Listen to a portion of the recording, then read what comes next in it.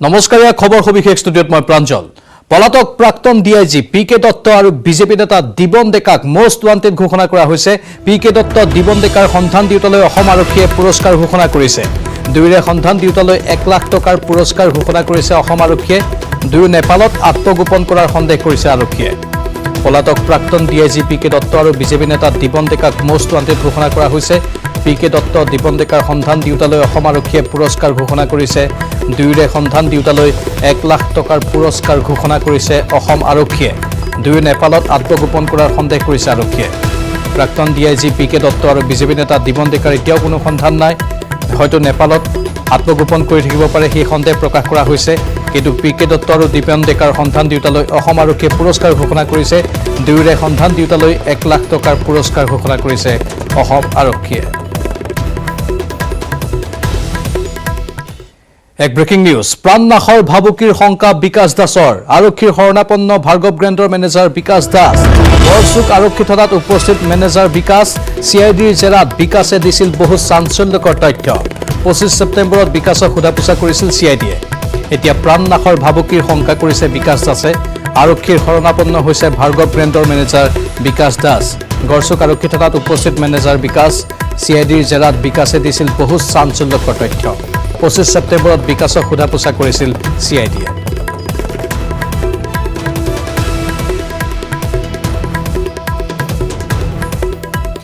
গুৱাহাটীৰ সিআইডি কাৰ্যালয়ত কুমুদ গোস্বামীক জেৰা সিআইডিৰ আগত আত্মসমৰ্পণ কৰিছিল কুমুদ গোস্বামীয়ে এছআই নিযুক্তি কেলেংকাৰীত অভিযুক্ত কুমুদ গোস্বামী ধৃত কুমুদ গোস্বামীৰ ঘৰ টিহুৰ মাখিবাহাত ধৃত কুমুদ গোস্বামী কৃষি বিভাগৰ গ্ৰাম সেৱক ইতিমধ্যে আত্মসমৰ্পণ কৰিলে কুমুদ গোস্বামীয়ে সিআইডিৰ সন্মুখত আৰু সিআইডি কাৰ্যালয়ত কুমুদ গোস্বামীৰ ওপৰত জেৰা চলোৱা হৈছে এছআই নিযুক্তি কেলেংকাৰীত অভিযুক্ত কুমুদ গোস্বামী ধৃত কুমুদ গোস্বামীৰ ঘৰ টিহুৰ মাখিবাহাত ধৃত কুমুদ গোস্বামীক লৈ সিআইডিৰ দলটো আজি সন্ধিয়া আহি উপস্থিত হৈছে গুৱাহাটীত আৰু বৰ্তমান কুমুদ গোস্বামীৰ ওপৰত জেৰা চলি আছে বহু ন তথ্য ফাদিল হোৱাৰ সম্ভাৱনা প্ৰকাশ পাইছে যেটো এছআই কেলেংকাৰী সন্দৰ্ভতে এটাৰ পাছত আন এটা এতিয়া নতুন খবৰ সন্মুখলৈ আহিছে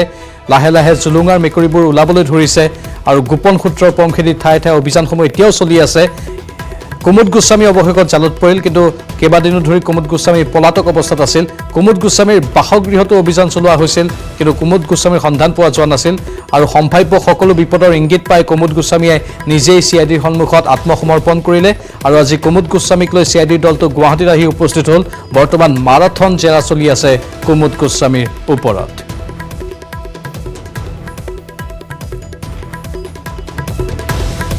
ইয়াৰ মাজতে আন এক ব্ৰেকিং নিউজ অসম আৰক্ষী নিযুক্তি বোৰ্ডৰ পুনৰ গঠন কৰিছে মুখ্যমন্ত্ৰীয়ে ডিজিপি ভাস্কৰ জ্যোতি মহন্তক অধ্যক্ষৰ দায়িত্ব অৰ্পণ কৰা হৈছে এডিজিপি হৰমিত সিঙক বোৰ্ডৰ সদস্য নিযুক্তি দিয়া হৈছে বোৰ্ডৰ সদস্য এলআৰ বিষ্ণয় আৰু হিৰেন নাথ প্ৰদীপ কুমাৰৰ পদত্যাগৰ পাছত নিযুক্তি বোৰ্ডৰ পুনৰ গঠন কৰা হৈছে 15 নৱেম্বৰৰ ভিতৰত পৰীক্ষা পাতিবলৈ নিৰ্দেশ দিছে মুখ্যমন্ত্ৰীয়ে স্বচ্ছ নিকা পদ্ধতিৰে হ'ব লাগিব এছআইৰ পৰীক্ষা অসম আৰক্ষী নিযুক্তি বোৰ্ডৰ পুনৰ গঠন কৰিছে ৰাজ্যৰ মুখ্যমন্ত্ৰীয়ে ডিজিপি ভাস্কৰ জ্যোতি মহন্তক অধ্যক্ষৰ দায়িত্ব অৰ্পণ কৰা হৈছে এডিজিপি হৰমিত সিঙক বোৰ্ডৰ সদস্য সচিব নিযুক্তি দিয়া হৈছে বোৰ্ডৰ সদস্য এলআৰ বিষ্ণয় আৰু হিৰেন নাথ প্ৰদীপ কুমাৰৰ পদত্যাগৰ পাছতে নিযুক্তি বোৰ্ডৰ পুনৰ গঠন কৰা হৈছে 15 নৱেম্বৰৰ ভিতৰত পৰীক্ষা পাতিবলৈ নিৰ্দেশ দিছে মুখ্যমন্ত্ৰীয়ে স্বচ্ছ নিকা পদ্ধতিৰে হ'ব লাগিব এছআইৰ পৰীক্ষা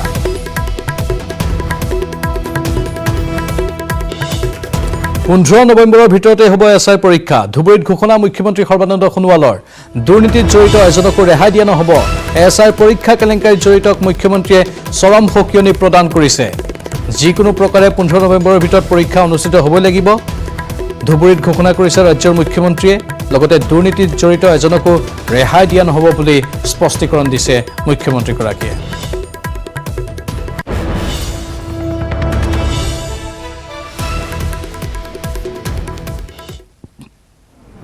নৱেম্বৰ 15 তাৰিখৰ ভিতৰত স্বচ্ছ আৰু নিকাভাৱে এছআই পৰীক্ষা পাতিবৰ বাবে আমি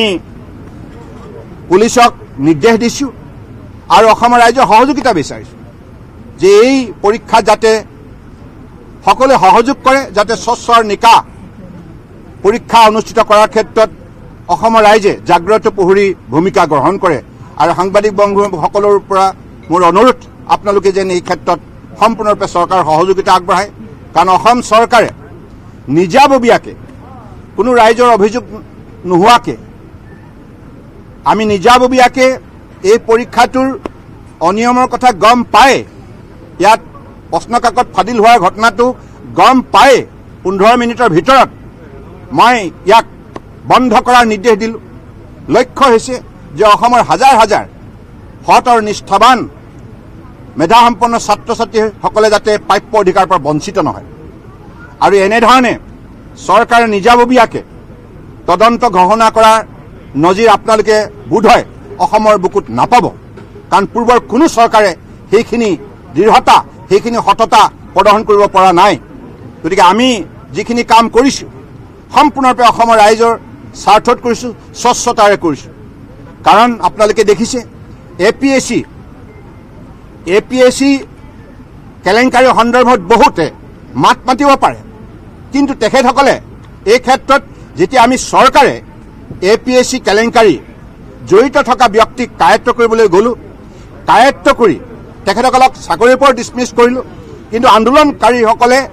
বা এই ক্ষেত্ৰত মাত মতা লোকসকলে কিন্তু মৌনতা অৱলম্বন কৰিলে। সেইটোৱে আটাইতকৈ উল্লেখযোগ্য কথা। দুৰ্নীতিৰ বিৰুদ্ধে মাত মাতিলে নহ'ব,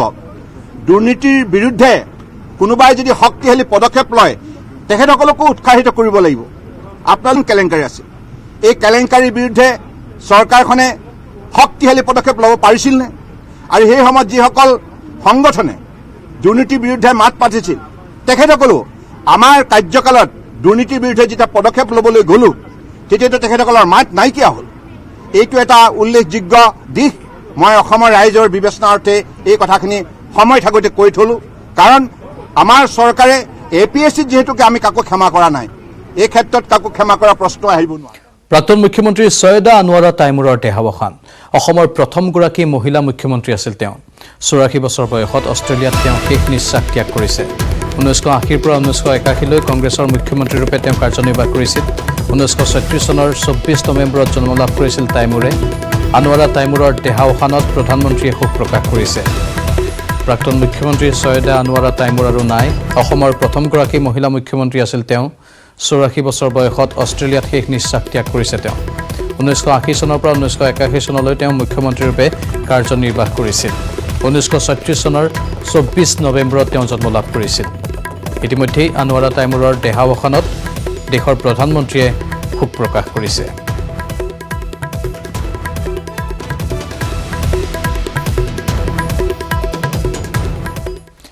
খবৰ সবিশেষ আমি জনাই থাকিম, কিন্তু এইখিনিতে সময় হৈছে চমু বাণিজ্যিক বিৰতিৰ।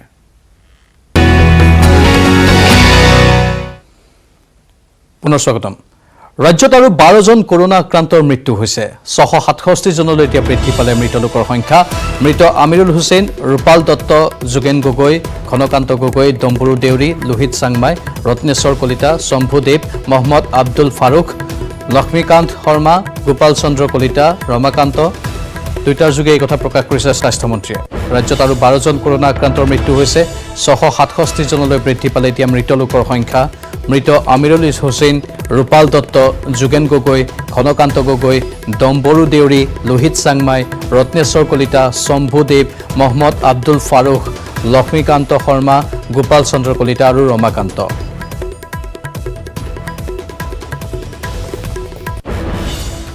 আজি বিশ্ব জলাতংক দিৱস পালন কৰা হৈছে। জলাতংক দিৱস উপলক্ষে ৰাজ্যৰ ভিন্ন প্ৰান্তত অনুষ্ঠিত হৈছে বিভিন্ন কাৰ্যসূচী।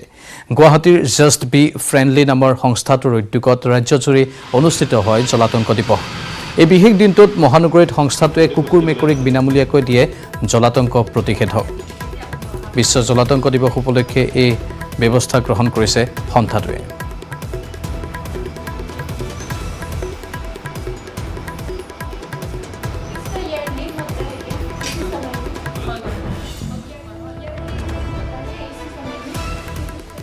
বিধানসভা নিৰ্বাচনক লৈ কঁকালত টঙালি বান্ধিছে শাসকীয় বিজেপিয়ে। ৰাজ্যিক বিজেপিৰ কাৰ্যালয়ত বৈঠক। এই বৈঠকত উপস্থিত ৰাজ্যিক বিজেপিৰ সভাপতি ৰঞ্জিত কুমাৰ দাস, মুখ্যমন্ত্ৰী সৰ্বানন্দ সোণোৱাল, নেডাৰ আহ্বায়ক হিমন্ত বিশ্ব শৰ্মা, উত্তৰ পূবৰ সাংগঠনিক প্ৰভাৰী অজয় জামুৱাল, ৰাজ্যিক বিজেপিৰ সাংগঠনিক সাধাৰণ সম্পাদক ফণীন্দ্ৰনাথ শৰ্মা। বিধানসভা নিৰ্বাচনক লৈ কঁকালত টঙালি বান্ধিছে শাসকীয় বিজেপিয়ে। ৰাজ্যিক বিজেপিৰ কাৰ্যালয়ত এই বৈঠকৰ আয়োজন কৰা হৈছে। বৈঠকত উপস্থিত আছে ৰাজ্যিক বিজেপিৰ সভাপতি ৰঞ্জিত কুমাৰ দাস, মুখ্যমন্ত্ৰী সৰ্বানন্দ সোণোৱাল, নেডাৰ আহ্বায়ক হিমন্ত বিশ্ব শৰ্মা, উত্তৰ পূবৰ সাংগঠনিক প্ৰভাৰী অজয় জামুৱাল, লগতে সাংগঠনিক সাধাৰণ সম্পাদক ফণীন্দ্ৰনাথ শৰ্মা কিছু ভিজুৱেলছ আমি আপোনালোকক দেখুৱাইছোঁ আৰু এখন বৰ্তমান কি পৰ্যায়ত আছে বৈঠক কি আলোচনা হ'ব পাৰে সেই সকলো বিষয়ে জনাব আমাৰ সতীৰ্থ ৰাজুৱে যিখন বৈঠক চলি আছিলে সেই বৈঠকখনৰ ইতিমধ্যে অন্ত পৰিছে আৰু বৈঠকৰ পিছতে যিসকল ইয়াত বৈঠকত অংশগ্ৰহণ কৰিছিল সকলোৱে ইয়াৰ পৰা এজনকৈ এতিয়া ওলাইছে আৰু আমি সেই দৃশ্য এই মুহূৰ্তত দেখুৱাইছোঁ মন্ত্ৰী ডক্টৰ হিমন্ত বিশ্ব শৰ্মা আৰু মুখ্যমন্ত্ৰী ইতিমধ্যে মুখ্যমন্ত্ৰী সৰ্বানন্দ সোণোৱাল ৰাজ্যিক বিজেপিৰ কাৰ্যালয়ৰ পৰা ওলাই গৈছে আৰু আমি পূৰ্বতে কৈছোঁ পূৰ্বৰ যি 8 বজাৰ আমাৰ বুলেটিন আছিলে তাতো আমি সেই কথা উল্লেখ কৰিছোঁ যে এই যিখন বৈঠক আছে BL সন্তোষ যেতিয়া আহিছিলে ৰাষ্ট্ৰীয় সাংগঠনিক সাধাৰণ সম্পাদক তেওঁ অহাৰ পিছতেই এনেধৰণৰ বৈঠক এইখনৰ পিছত সিখন মিলিত হৈছে আৰু প্ৰথমতেই মুখ্যমন্ত্ৰী সৰ্বানন্দ সোণোৱালৰ বাসগৃহত এনে এখন বৈঠক অনুষ্ঠিত হৈছিল য'ত মুখ্যমন্ত্ৰী সৰ্বানন্দ সোণোৱাল সাংগঠনিক সাধাৰণ সম্পাদক ফণীন্দ্ৰনাথ শৰ্মা মন্ত্ৰী ডক্টৰ হিমন্ত বিশ্ব শৰ্মা ৰাজ্যিক বিজেপিৰ সভাপতি ৰঞ্জিত দাস আৰু উত্তৰ পূবৰ সাংগঠনিক প্ৰভাৰী অজয় জামৱাল এই যি বৈঠক আছে তেনেধৰণৰ বৈঠক প্ৰথমখন তাত অনুষ্ঠিত হৈছিল আৰু দ্বিতীয়খন বৈঠক অনুষ্ঠিত হৈছিল মন্ত্ৰী ডক্টৰ হিমন্ত বিশ্ব শৰ্মাৰ বাসগৃহত আৰু তৃতীয়খন বৈঠক আমি সেই বৈঠকখন 12 তাৰিখে যি 12 ছেপ্টেম্বৰত যিখন বৈঠক আছিলে সেই বৈঠকখনৰ আমি সম্প্ৰচাৰ কৰিছিলোঁ আৰু সাংগঠনিক এখন বৈঠক আৰু সেই সাংগঠনিক বৈঠক পুনৰবাৰ এনেধৰণে বৰ্তমান অব্যাহত আছে আৰু আমি দেখুৱাব বিচাৰিছোঁ যে মন্ত্ৰী ডক্টৰ হিমন্ত বিশ্ব শৰ্মা আৰু ৰাজ্যিক বিজেপিৰ সভাপতি ৰঞ্জিত দাস আৰু ফণীন্দ্ৰনাথ শৰ্মা বৰ্তমান এনেধৰণেই তেওঁলোকে কথা পাতি থকা আমি দেখিবলৈ পাইছোঁ আৰু আমি ৰাজ্যিক বিজেপিৰ সভাপতি ৰঞ্জিত দাসৰ পৰা শেহতীয়া তেওঁলোকৰ বৈঠকৰ যি আউটকাম আছে সেই আউটকাম সম্পৰ্কে আমি নিশ্চয় জানিবলৈ চেষ্টা কৰিম কিন্তু আমি এই মুহূৰ্তত দেখুৱাইছোঁ যে অজয় জামৱালো ওলাইছে মন্ত্ৰী ডক্টৰ হিমন্ত বিশ্ব শৰ্মা আমি দেখুৱাইছোঁ ৰাজ্যিক বিজেপিৰ সভাপতি ৰঞ্জিত দাস ইয়াত আছে আৰু শেহতীয়াকৈ আমি যদি চাওঁ যে কংগ্ৰেছ আৰু AIDFৰ যি মিত্ৰতা আছে কংগ্ৰেছ AIDFৰ মিত্ৰতাক লৈ কেনেধৰণে তেওঁলোকৰ ৰণনীতি প্ৰস্তুত কৰিব 2021 নিৰ্বাচন আহি আছে তাত কেনেধৰণে তেওঁলোকে গোটেই কাম কাজবোৰ আগবঢ়াই লৈ যাব পাৰে আৰু মই ইতিমধ্যে উল্লেখ কৰিছোঁ যে BL সন্তোষ যেতিয়া আছিলে ৰাষ্ট্ৰীয় সাংগঠনিক সাধাৰণ সম্পাদক আৰু তাৰ পিছতেই এনেধৰণৰ বৈঠক ইখনৰ পিছত সিখন অনুষ্ঠিত হৈ গৈছে প্ৰথমখন বৈঠক অনুষ্ঠিত হৈছিলে মুখ্যমন্ত্ৰী সৰ্বানন্দ সোণোৱালৰ বাসগৃহত দ্বিতীয়খন নেতাৰাস বা মন্ত্ৰী ডক্টৰ হিমন্ত বিশ্ব শৰ্মাৰ বাসগৃহত আৰু তৃতীয়খন বৈঠক অনুষ্ঠিত হৈছিলে 12 ছেপ্টেম্বৰত সেইখন হৈছিলে ৰাজ্যিক বিজেপিৰ সভাপতি ৰঞ্জিত দাসৰ বাসগৃহত আৰু আজি চতুৰ্থখন বৈঠক অনুষ্ঠিত হৈছে যিখন বৈঠকত ইতিমধ্যে বৈঠক সমাপ্ত হৈছে আৰু সমাপ্ত হোৱাৰ পিছতে ইজনৰ পিছত সিজন যিসকল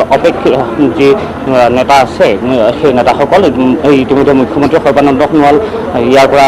তেওঁ আঁতৰি গৈছে আৰু তাৰপিছতে মন্ত্ৰী ডক্টৰ হিমন্ত বিশ্ব শৰ্মা আৰু আমি এই মুহূৰ্তত দেখুৱাইছোঁ যে এতিয়াও ৰঞ্জিত দাস ইয়াত উপস্থিত আছে আমি নিশ্চয়কৈ ৰঞ্জিত দাসৰ প্ৰতিক্ৰিয়া ল'বলৈ চেষ্টা কৰিম যে শেহতীয়া পৰিস্থিতি সম্পৰ্কে তেওঁলোকে কেনেধৰণে আগবাঢ়িব বা সাংগঠনিক